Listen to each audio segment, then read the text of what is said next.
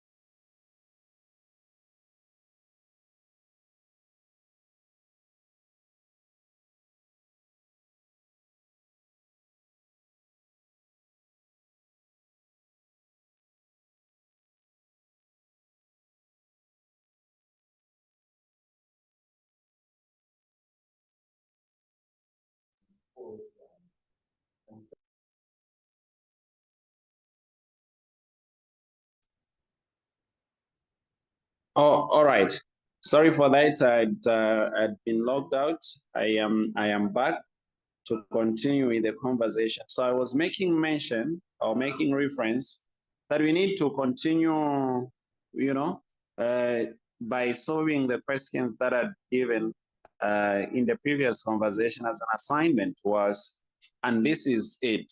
So we were given a function, and the function is 3x raised to the fourth degree plus 5x raised to the second degree plus 2, that is needed to be integrated indefinitely. So, when you're integrating, you're just adding, 1 to the power. Our power is 4 plus 1 divided by 4 plus 1 plus 5x raised to the power 2 plus 1, basically divided by 2 plus 1 plus 2x to the power 0 plus 1 over 0 plus 1 plus c, the constant, right?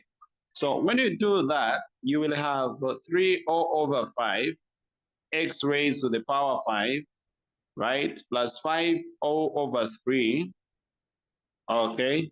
X to the power 3 plus 2x, plus c, the constant. So this is our equation. This is our integral. Basically, this is what we are supposed to do. Is there any question on that? I guess we are fine, right? We should be fine.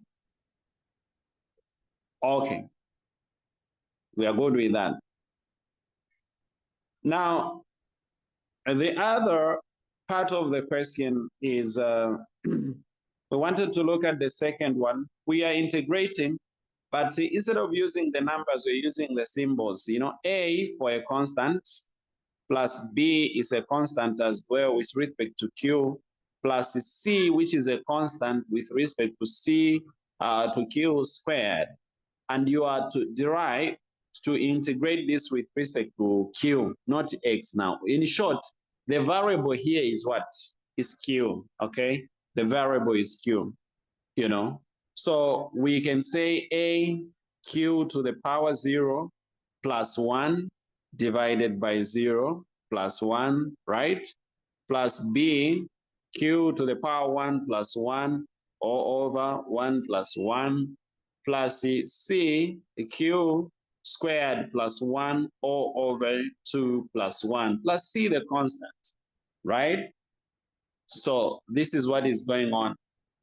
And then we shall have A, you know, Q plus B, you know, Q squared to be divided by 2 plus C over 3, you know, Q to the power 3 plus C the constant. And basically, this is your integral that you needed to do. Any question? This is your integral, yeah? Okay. All right. Hope we are good. We are together up to there. Then we can move on to the third question. Okay. Let me just check in the comment section what the comment was. Said it is a challenge. I can go over this again. So now listen carefully one more time. Here we have put coefficients that are numbers, right? On the first one, there is 3 here, there is 5, there is also what? 2. These are numbers. Instead of using numbers, we have used letters for a coefficient. For example, A is a constant. It's just as good as a constant. Maybe there is 5 here, right? Plus B is a constant as well. Like maybe there is 3, you know, 3 X. Now, instead of X, we are using what? Q. The following, eh? Plus C, which is another number. Maybe let's say this is 2X squared. But instead of X, we are using now Q what? Q squared. So everything is done with respect to Q. Okay. So once we are done doing that, this down one, I was just doing it, you know, just to help you understand what we are doing. So this is the first thing. Once you understand that this is our function, we are integrating it with respect to Q. That's what dq means here. So basically, you will have Q, which is just a number. We know that this is same as A, you know, Q to the power 0, right? This is as good as A, right? Plus, you know, BQ plus CQ squared. We have just rewritten these. So you could say A, Q, 0 plus 1 divided by 0 plus 1 plus B, Q, you know, to the power 1 plus 1 all over 1 plus 1 plus C, you know, Q to the power 2 plus 1 all over 2 plus 1 and plus C, the constant. You can look at it up to here. Let me just here if you have followed up to here. So our letter in question is not really X, it's Q. So Q is the variable in question. Okay.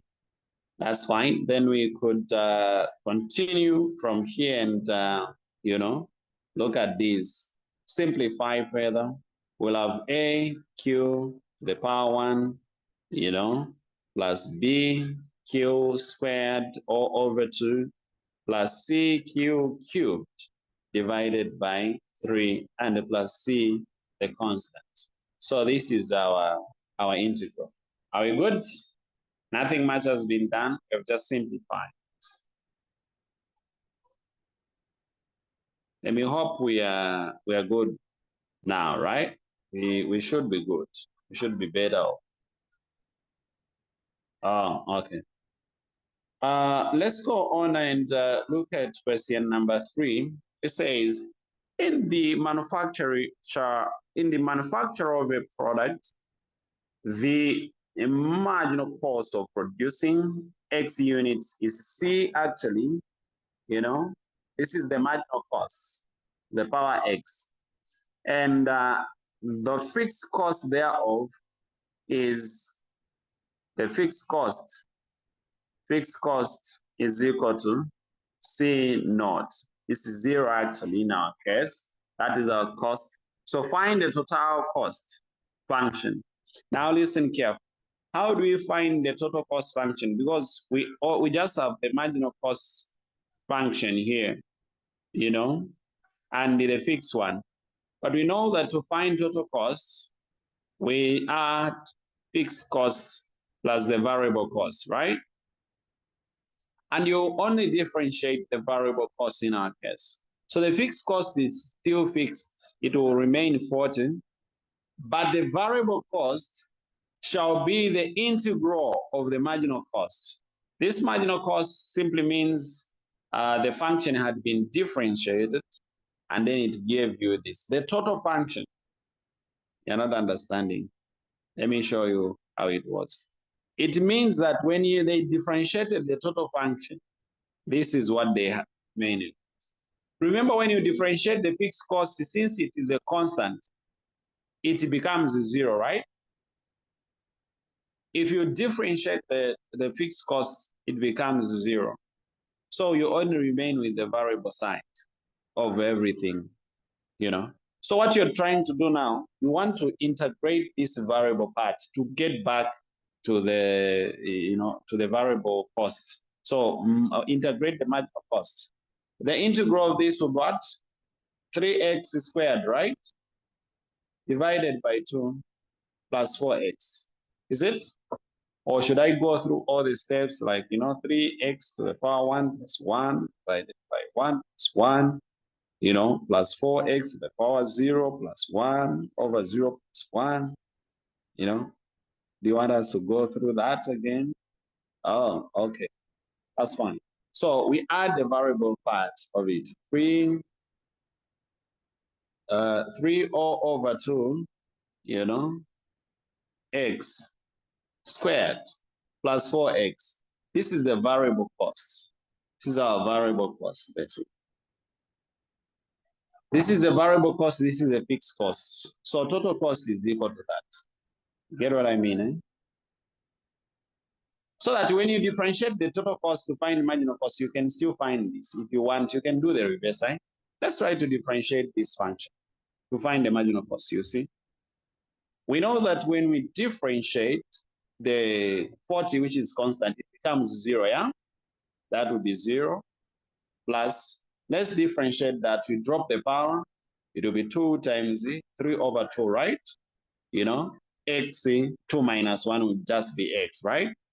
Plus 4x will just become 4, right? From what we learned from, integral calculus. And we know that then this 2 and 2 cancels. You just have 3x plus 4 as the marginal cost, isn't it? Which is the same stuff. So in short, this is our marginal cost. But to get back to the total cost, we got to, integrate the function and add the fixed part of it. Any question? Oh, you don't have any questions? Is this clear?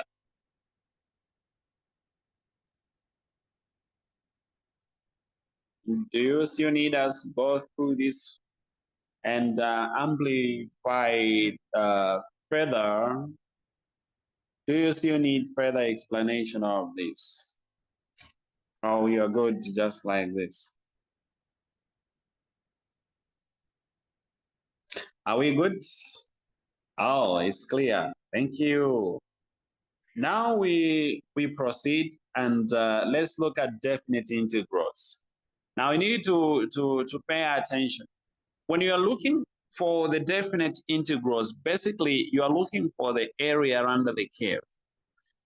The definite integral, which is specified by some bounds, that gives us the area under a curve.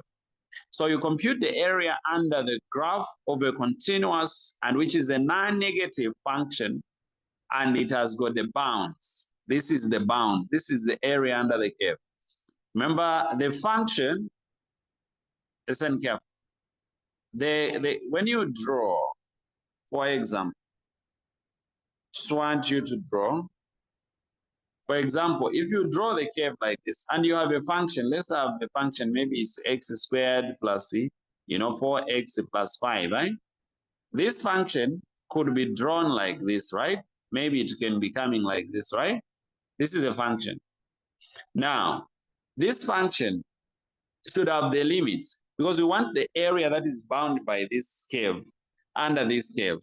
And we say that this curve, it is actually defined by the positive sides. And by positive side, we mean only the positive numbers, positive x's and positive y's, which means we're just dealing with the right-hand side. So if you do that, then we say there is a value of a, which is the bound here. Pay attention. We also have another bound here on what? On b. So which means the area under the curve we are looking for is just this area. Okay? This is the area that we are looking for. Meanwhile, the curve itself is represented by this function here. This function here is the one that is representing the curve in question, isn't it?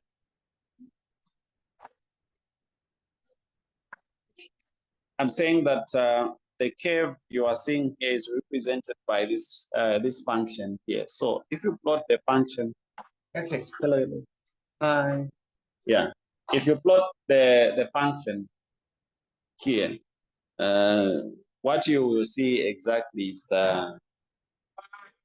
when you plot the function, what you're going to see is this particular curve. All right. So it will be this curve, but this curve now, listen, at first, when we were just integrating an equation like this without the bounds, it's just like an equation like this, without any limits. There are no like values of a, like you have not put any bounds. But now, when we are working with the, definite integrals, the conversation is a bit elevated. This, or in addition to this curve that you have, look at this. We have put bounds, okay? We are going to put bounds B and A. You've seen that, right? B and A, meaning it is ranging from A up to B, and then we put the function that you're interpreting as maybe x squared plus 4x plus what? Plus 5. Meaning it's no longer just a curve like this. If you don't have these bounds A and B, it sits like this. But when we put, the bounds like A and B, then it becomes a definite integral because it has limits now. It's limited. There's an upper limit and the lower limit. Have you gotten the concept behind definite integrals? Before how to solve them. It's just trying to explain the concept. So it's basically there will be an upper limit and a lower limit. It's understood. Oh, okay. Then we could go ahead now and look for a function. I mean, examples do everything better for us. Yeah. So we have already put everything in place. Nothing so much. I mean, it's the same concept that we are explaining. These are the same rules. But now let's have there is no example for this. Let's just do a simple example so that you understand. Right? This is the answer. So let me just do a simple example. Let's say you have a function to integrate, and your function is what? Is 2x plus 4, right? So it has the following bounds. The upper limit is 2, the lower limit is 1. You're following, eh? Upper limit 2, and the lower limit is that. How do you solve this? the first thing that you need to do is to integrate this inner function. This will be what? This will be x squared. It will be 2x squared divided by 2, right? I guess now you are conversant with how we integrate the functions. And 4x. So that 2 and 2 divides, you have x squared plus 4x, isn't it? This is our integral, right? Plus c. But when we're dealing with definite integrals, we care not very much about c.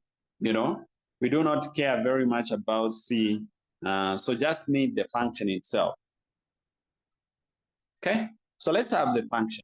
So what you're going to do in this function, you're going to replace by starting, to evaluate by putting the value of 2 first on top, the one that is on top. So you say, where there is x, you put 2 squared plus 4 times what is the value of x? This is still 2, right?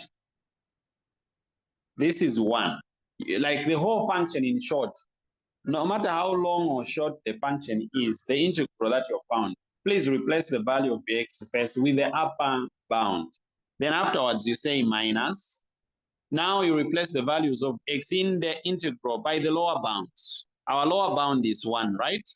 So you say 2, not 2, sorry. This is we are replacing in this one.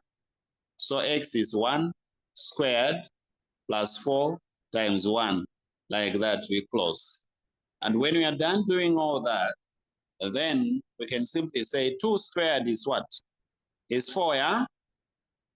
2 squared is 4 plus 2 times 2 is 8. All right?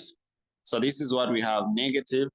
1 squared is 1 plus 4 times 1 is basically 4. So you say 4 plus 12 plus 8 is 12, yeah? Minus 1 plus 5, 1 plus 4 is 5. And all that gives us 12 minus 5 to be 7 unit squared. Just say unit squared. That's how you find the answer. So that's the answer of the definite integral. Is that clear? I think this is not very hard. The steps are, can you integrate the equation? And then when you get the integral, yes, there is a question.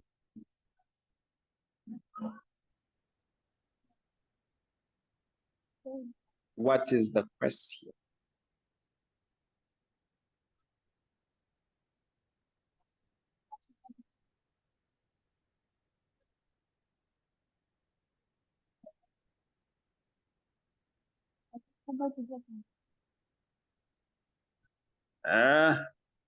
You are very low though. I can't get so.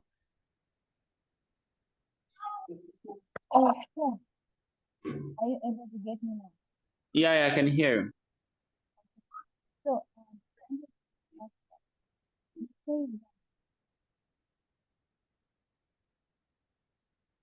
you have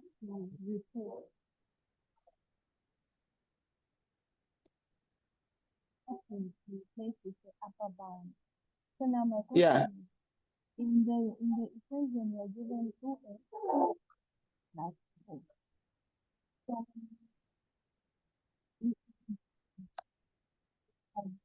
or x squared plus 4. So you replace the one that has been integrated and not the original. Yes, the integral. You replace using the integral, the one that you have integrated. Okay.